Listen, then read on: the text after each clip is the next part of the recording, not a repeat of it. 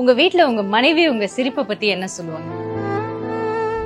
GT Holidays, South India's #1 travel brand. You know you are special when you're with GT Holidays. Launching Adisaya One World, அதிசயங்களின் ஆரம்பம். பாரம்பரியமான சுவையான புது அறிமுகம் KTV True Value Bronadile.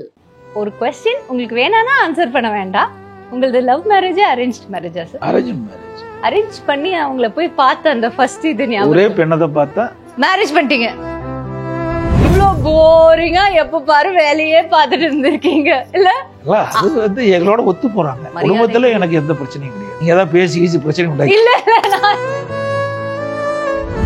நான் ஃபர்ஸ்டே சொன்னேன், நீங்க சிரிச்ச மாதிரியே இருக்கீங்க, சிரிச்சிட்டே பேசுவீங்கன்னு. உங்க வீட்ல உங்க மனைவி உங்க சிரிப்பை பத்தி என்ன சொல்லுவாங்க?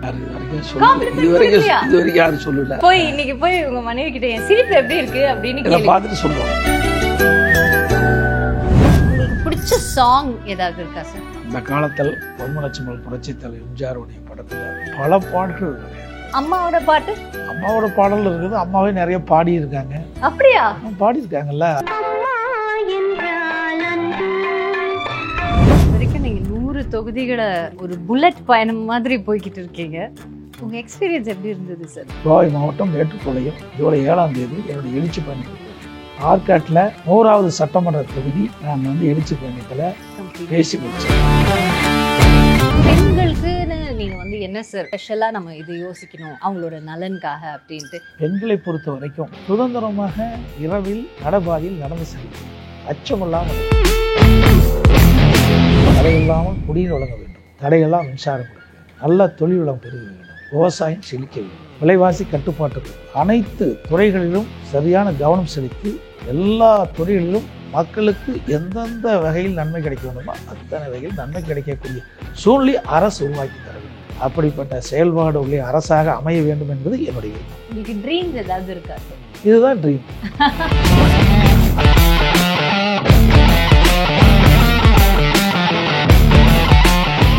இது வரைக்கும் நீங்க 100 தொகுதிகளை ஒரு புல்லட் பயணம் மாதிரி போய்கிட்டு இருக்கீங்க.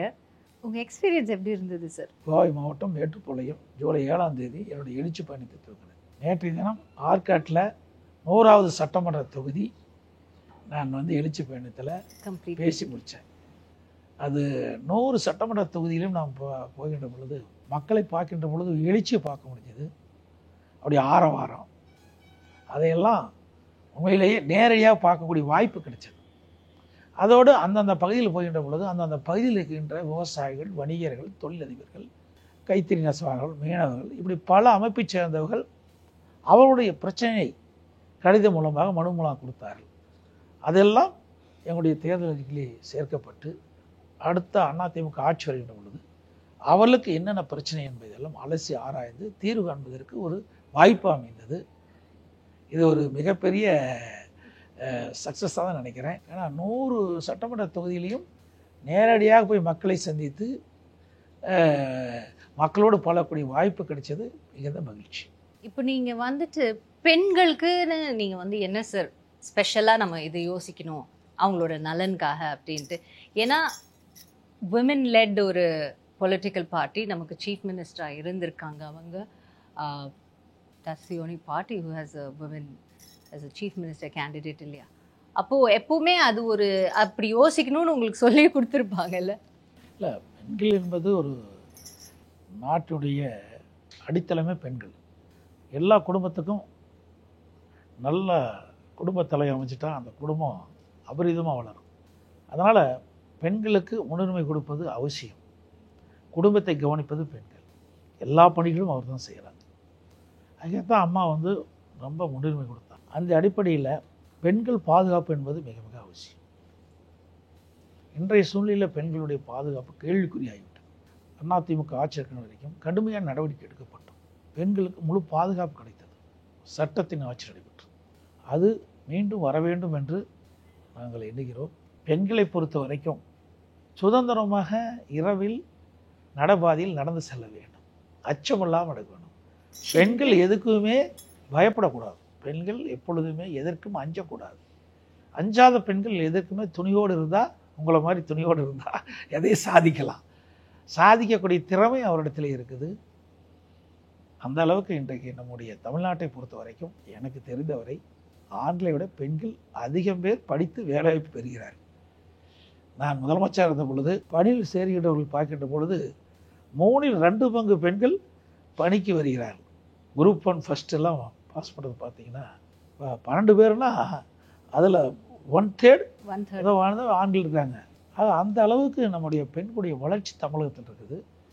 அதே நேரத்தில் பெண்களுக்கு பாதுகாப்பு கொடுப்பது அரசுடைய கடமை. அது மிக மிக முக்கியம். நம்ம தமிழகத்தை பொறுத்தவரை பெண்களுடைய வளர்ச்சி உண்மையிலாமே அபரிதமாக இருக்குது. ஆண்களை விட பெண்களுடைய தேர்வில் அதிகமாக தான் இருக்கிறோம்.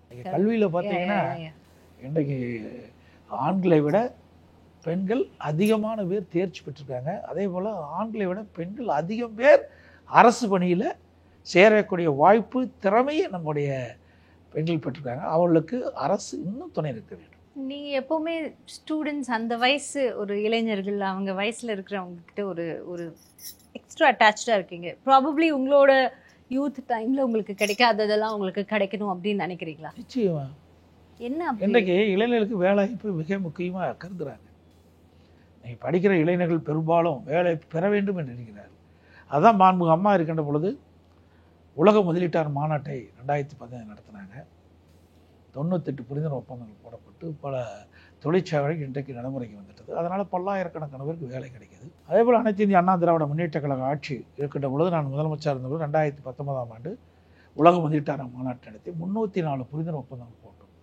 ஆக இதெல்லாம் இளைஞர்கள் வேலைவாய்ப்பை கிடைக்கக்கூடிய சூழலை உருவாக்கி அவர்களுடைய நோக்கம் கடுமையாக படிக்கிறாங்க, கல்வி கற்கிறாங்க, அதற்கு தக்க பணி கிடைக்க வேண்டும். அப்பொழுது தான் அவர்கள் மன உளைச்சல் இல்லாமல் இருக்க முடியும். அதே போல் எல்லா குடும்பத்தை சேர்ந்தவர்களும் பல்வேறு கஷ்டத்தில் தன்னுடைய குழந்தைகளை படிக்க வைக்கிறாங்க. அப்படி இளைஞர்கள் கல்வி கற்ற பிறகு அவர்களுக்கு வேலைவாய்ப்பு உருவாக்கி தர வேண்டும் என்று எங்களுடைய ஆட்சி காலத்தில் இருந்தது. அதோடைய எண்ணமாகவும் இருந்தது. ஏன்னா இன்னைக்கு இளைஞர்கள் படிச்சுட்டு அவர்களுக்கு வேலைவாய்ப்பு கிடைக்கும். எல்லாருக்குமே தொழில் இருக்காது. ஒரு சில பேருக்கு தான் தொழில் இருக்கும். மற்றவர்கள் வேலையை நம்பித்தான் படிக்க வைக்கிறார்கள். அவர்களுக்கெல்லாம் வேலைவாய்ப்பு உருவாக்கி தர வேண்டியது ஒரு அரசுடைய கடமை. அதை எங்களுடைய அரசு முறையாக செயல்படுத்தியது. யங்ஸ்டர்ஸ்க்கு நீங்கள் என்ன அட்வைஸ் இப்போ கொடுக்கணும் அப்படின்னா இப்போ இருக்கிறவங்க பார்த்து நீங்கள் என்ன சொல்வீங்க? இளைஞர்கள் என்று எடுத்துக்கொண்டால், மாணவர்கள் என்று எடுத்துக்கொண்டால் ஒழுக்கம் மிக முக்கியம். பெற்றோருடைய சொல்படி நடக்க வேண்டும். அது மிக மிக முக்கியம். அப்படி இருந்தால்தான் தன் எதிர்காலம் சிறப்பாக இருக்கும்.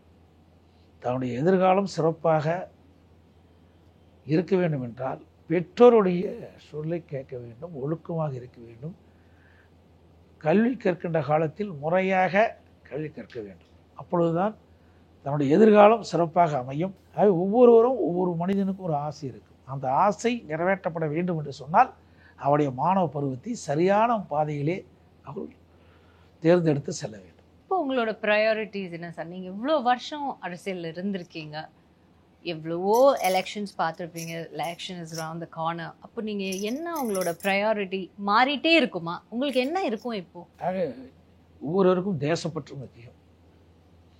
அந்த தேசப்பற்று ஒவ்வொருத்தருக்கும் வர வேண்டும். அதே போல் ஒவ்வொரு மாநில வளர்ச்சியும் ஒவ்வொருவரும் பங்கு பெற வேண்டும். அப்படி பங்கு பெற்றால்தான் தேசமும் நன்றாக இருக்கும், மாநிலம் வளர்ச்சி பெற வேண்டும். எங்களை பொறுத்தவரைக்கும் நாங்கள் அரசியல்வாதியாக இருக்கின்றேன். அரசியல் என்று பார்க்கின்ற பொழுது ஒரு மனிதருக்கு அடிப்படை என்ன தேவை அதை முழுமையாக நிறைவேற்றி தருவது ஒரு அரசினுடைய கடமை. எல்லா மக்களுக்கும் தடையில்லாமல் குடிநீர் வழங்க வேண்டும், பாதுகாப்பு வேண்டும், தடையெல்லாம் மின்சாரம் கொடுக்க வேண்டும், நல்ல தொழில் வளம் பெருக வேண்டும், விவசாயம் செழிக்க வேண்டும், விலைவாசி கட்டுப்பாட்டுக்குள் வேண்டும், படித்தவர்களுக்கு வேலை கிடைக்க வேண்டும், அதேபோல் நல்ல மருத்துவ சிகிச்சை அனைவருக்கும் கிடைக்க வேண்டும், நல்ல கட்டமைப்பு உருவாக்கி தர வேண்டும். அனைத்து துறைகளிலும் சரியான கவனம் செலுத்தி எல்லா துறைகளிலும் மக்களுக்கு எந்தெந்த வகையில் நன்மை கிடைக்க வேண்டுமோ அத்தனை வகையில் நன்மை கிடைக்கக்கூடிய சூழ்நிலை அரசு உருவாக்கி தர வேண்டும். அப்படிப்பட்ட செயல்பாடு உள்ள அரசாக அமைய வேண்டும் என்பது என்னுடைய விருப்பம். உங்களுக்கு ட்ரீம்ஸ் ஏதாவது இருக்கா சார்? இதுதான் ட்ரீம். Nice nice dream. உங்களை என்ன மோட்டிவேட் பண்ணுது? இவ்வளோ வருஷம் இருக்கீங்க, போதும் விட்டுலாம் நம்ம அரசியல், அப்படி உங்களுக்கு என்னைக்காவது தோணியிருக்கா? அதாவது மனிதனாக பிறந்து விட்டால் போதும் என்று சொல்லிக்க இடமில்லை. போதும் என்று சொல்லுது சாப்பாடு ஒன்று தான். வயிறு நிறைஞ்சிட்டா போதுன்றோம். மீதி எல்லாமே போதும் என்று சொல்லிவிட்டால் அதோட வாழ்க்கை முடிஞ்சு போச்சு. அதனால் இறைவன் நம்ம வாழ்க்கை கொடுத்துருக்கிறார். நாம் இருக்கின்ற வரை நமக்கு எது விருப்பமோ அதை செயல்படுத்த வேண்டியது ஒவ்வொரு மனிதனுடைய கடமை. அந்த அடிப்படையில் நான் செயல்பட்டுருக்கேன். அப்போ உங்களை என்ன மோட்டிவேட் பண்ணுது? இப்போ எந்திரிச்சு காலையில் எந்திரிச்சு இவ்வளோ வேலை எப்படி உங்களுக்கு? இதுதான் நான் ஏற்கனவே உங்களிடத்திலே தெரிவித்தேன். பலு என்று நினைத்தால் அது சுமையாகத்தான் கருதும். அது ஒரு சேவை என்று கருதினால் அது மனசுக்கு சந்தோஷம் ஏற்படும். ஆக அதைத்தான் நம்ம மனசுக்கு எது சந்தோஷமாக இருக்குது அதைத்தான் எடுத்துக்கொள்ள வேண்டும். அதுதான் வேலை. எது பிடிக்குதோ அதை தான் செய்யணும். அப்படி எடுத்துக்கிட்டா தான் நாம் எதையுமே எளிதாக எதையும் செயல்படுத்த முடியும். நம்ம அது ஒரு பழுவாக நினைத்தால் அதில் முழுமையான கவனம் செலுத்த முடியாது. அதனால் எந்த ஒரு பிரயோஜனமும் இல்லை. உங்களுக்கு பிடிச்ச சாங் ஏதாவது இருக்கா சார்? ஒரு ஃபேவரட்ஸ் அப்படின்னு பார்க்கலாம். ஃபேவரட் சாங் அந்த காலத்தில் பொன்மனச்செம்மல் புரட்சித் தலைவர் எம்ஜிஆருடைய படத்தில் பல பாடல்கள் நிறையா இருக்குது. நிறைய பாடல்கள், ஒன்று இல்லை, பல பாடல்கள் இருக்குது. எல்லா பாடலுமே விரும்பி கேட்கக்கூடிய அளவிற்கு பாடல் இருக்கு. உள்ளம் என்றொரு கோயிலிலே, அதுவும் நம்முடைய வாழ்க்கையினுடைய நடைமுறையை ஒட்டிய பாடலாக இருக்குது, கருத்துள்ள பாடல்களாக இருக்குது. அந்த பாடல்கள்லாம் அந்த காலத்து பாடல்கள்லாம் இன்றைக்கும் இனிமையாக இருக்கும். கேட்பதற்கு நமக்கு ஒரு சந்தோஷம், மகிழ்ச்சியை கொடுக்கும். ஏதாவது ஒரு பாட்டு சொல்ல முடியுமா? டக்குன்னு உங்களுக்கு ஞாபகம் வருது? நிறைய பாடல் இருக்குது. நிறைய ஃபேவரட்ல ஏதோ டக்குன்னு ஞாபகம் வந்தது அப்படின்னு அது இருக்குது. நிறைய பாடல் இருக்குது மேடம். நிறைய எம்ஜிஆர் அம்மாவோட பாட்டு, அம்மாவோட பாடல் இருக்குது. அம்மாவே நிறைய பாடி இருக்காங்க. அப்படியா? பாடியிருக்காங்கல்ல, அடிமை பெண்லாம் அம்மா பாடியிருக்காங்கல்ல. பாடல் நிறைய இருக்குது. அதே போல தலைவர் காலத்தினுடைய பாடல்கள்லாம் இன்றைக்கும் உயிரோட்டம் உள்ள பாடல்லாம் இருக்குது. இன்றைக்கும் பல இடங்களில் திருமண நிகழ்ச்சிகள்லாம் இல்லை, நாங்கள் பொதுக்கூட்டத்தை போகும்போது எங்களுடைய தலைவர்களில் பாட்டை போட்டால் அது ஒரு எழுச்சியாக இருக்கும். அந்த பாடல் அனைத்துமே இது சரி அது சரிலாம் சொல்லவே முடியாது. ஒருத்தர் ஒரு பாடல் சரியில்லை, ஒரு பாடல் சொல்ல முடியாது. அந்த அளவுக்கு எல்லாமே மக்களை ஈர்க்கக்கூடிய அளவிற்கு, ரசிக்கக்கூடிய அளவிற்கு, மனம் மகிழ்ச்சி பெறுகின்ற அளவுக்கு தலைவருடைய பாடல் பூராமே இருக்கும். இப்போ ஏதாவது ஒரு பாடகரோட குரல் பயங்கரமா இருக்கும் புரட்சி தலைவருக்குன்னா யாரு? TM Soundararajan. TMS sir. TMS அவர் எல்லா நடிகர்களுக்குமே ஏறக்குறைய நடிகர் திலகம் திரு சிவாஜி கணேசன், பொன்மனச்செம்மல் புரட்சி தலைவர் எம்ஜிஆர், பல திரைப்பட நடிகர்களுக்கு அவர் பாடல். நீங்க சின்ன வயசுல அந்த படம்லாம் பார்த்து அது மாதிரி ட்ரெஸ் பண்ணி டான்ஸ்ல ஆடி ட்ரை பண்ணிருக்கீங்க? அது மாதிரி எல்லாம் கிடையாது. அது மாதிரி கிடையாது. அவருடைய படம் நம்ம ரசித்து பார்ப்போம். எம்ஜிஆருடைய படம் நான் வரும்போது புரட்சி தலைவர் எம்ஜிஆருடைய படம் என்று சொன்னாவே அது ஒரு கிராமத்திலிருந்து நகரம் வரை ஒரு ஆர்வத்தோடு பார்க்கக்கூடிய படமாக தான் இருக்கும். இப்போதான் நீங்க படம் ரொம்ப பார்க்கறதே இல்லை சார்? படம் திரையரங்கு போய் 20 ஆண்டு ஆகுது. 20 வருஷமா? 20 வருஷமா? நான் ஒரு தொலைக்காட்சியில் வர்ற படத்தை பார்க்குறேன். அப்பப்போ டைம் கிடைக்குமா அந்த படத்தை பார்ப்பேன். அவ்வளோதான். நீங்களா விரும்பி திரையரங்குக்கு போய் 20 ஆண்டுக்கு மேலே இருந்தாலும் குறைவா இருக்காது. ஐயோ, எனக்கு ஸ்டக்காயிட்டேன் அதுலேயே. 20 வருஷம் ஒருத்தர் தியேட்டருக்கே போகல. சரி, உங்களுக்கு பிடிச்ச, எனக்கு தெரியும் நீங்கள் எது ரொம்ப சாப்பாடு மேலே அவ்வளோ பிரியம் இல்லைன்னு, இருந்தாலும் ஏதோ ஒரு இடம், ஒரு சாப்பாடு எனக்கு ரொம்ப பிடிக்கும், அது பார்த்தா ஒரு மகிழ்ச்சி அப்படின்னா நீங்கள் எது சொல்லுவீங்க? எதை பிக் பண்ணுவீங்க? வெண்பொங்கல் பிடிக்கும். வெண்பொங்கல் யாராவது ஸ்பெஷலாக பண்ணுற அம்மா? அப்படியெல்லாம் ஒன்றும் இல்லை, வெண்பொங்கல் பிடிக்கும். உங்களுக்கு பிடிச்ச ஒரு இடம் அப்படின்னா, இந்த இடத்துக்கு போனாலே எனக்கு அமைதியா இருக்கும் அப்படின்னு ஒரு இடம் ஏதாவது இருக்கா? எல்லா இடமுமே நாம் நினைத்தால் மனம்தான் அதுக்கு இடம் கொடுக்கணும். எல்லா இடமும் அமைதியான இடம் தான். எந்த இடம் அந்த இடம்லாம் சொல்ல முடியாது. நான் அது மாதிரி நான் தேர்வு பண்றது கிடையாது. தேர்வு பண்றது எந்த ஒரு கிடையாது. எந்த இடத்துக்கு போனாலும் அந்த இடத்த நான் தேர்ந்தெடுத்துக்குவேன். அதெல்லாம் இது சரியில்லை அது சரியில்லை அப்படின்லாம் அவாய்ட் பண்றது. சூழ்நிலைக்கு தக்கவாறு நாம. நீங்க கம்ப்ளைண்டே பண்ண மாட்டீங்களா சார்? கம்ப்ளைண்ட் பண்ண என்ன அவசியம் இருக்குது? என்ன அவசியம் இருக்கா? 1000 விஷயம் இருக்கே சார் கம்ப்ளைண்ட் பண்றதுக்கு. நாங்கெல்லாம் சொல்றது, அது ஒவ்வொருவருக்கும் ஒரு தனிப்பட்ட கருத்து இருக்கு. அதை ஒட்டி தான் நம்ம போனால் தான் அவர்களும் நம்மளோட பிரியமா இருப்பாங்க. நம்முடைய கருத்தை அவர் மேலே திணிக்கன்னு நினைக்கக்கூடாது. அப்படி திணிக்கிறேன்னா அப்போதான் டைவர்ட் ஆகும். அப்போ உங்களுக்கு இப்போ நீங்க ஒரு டிஸ்கஷன்ல இருக்கீங்க, உங்களுக்கு நீங்க ஒத்துக்காத ஒரு கருத்தை ஒத்துக்க சொன்னா அவங்க மேல உங்களுக்கு கோவம்லாம் வராது. அதை எடுத்து சொல்ல வேணும், புரிய வைக்க வேணும். புரிய வச்சு நம்முடைய கருத்து சரியா இல்லையா டிஸ்கஸ் பண்ணணும். அவருடைய கருத்து தான் அதை ஏற்றுக்கணும். நம்முடைய கருத்தோட அவருடைய கருத்து சிறந்த கருத்தை தான் அதை ஏற்றுக்கொள்ளணும். அந்த மனப்பான்மை நமக்கு வர வேணும். அப்படி இருந்தால் தான் அது சக்ஸஸ் ஆகும். நாம் சொல்லுவதே சரி என்று நினைத்தால் நிச்சயமாக அது வெற்றி பெறாது. ஏன்னா ஒவ்வொருவருக்கும் ஒரு டேலண்ட் இருக்குது. அந்த டேலண்ட்டை சரியான முறையில் பயன்படுத்தினா தான் தேர்ந்தெடுக்க தெரியும். நாம் நினைக்கிறது வெற்றி பெற முடியும். Easy question sir. இப்போ உங்களுக்கு நிறைய செக்யூரிட்டி இருக்காங்க, என்னைக்காவது இவங்கெல்லாம் இல்லாம தனியா நம்ம சின்ன வயசுல இருந்த மாதிரி அந்த ஒரு ஃபீலிங் அதை மிஸ் பண்ணுவீங்களா? நான் செக்யூரிட்டியை அவர்களாக தான் கொடுக்குறாங்க, நான் அதை பற்றி நான் நினைக்கிறதே இல்லை.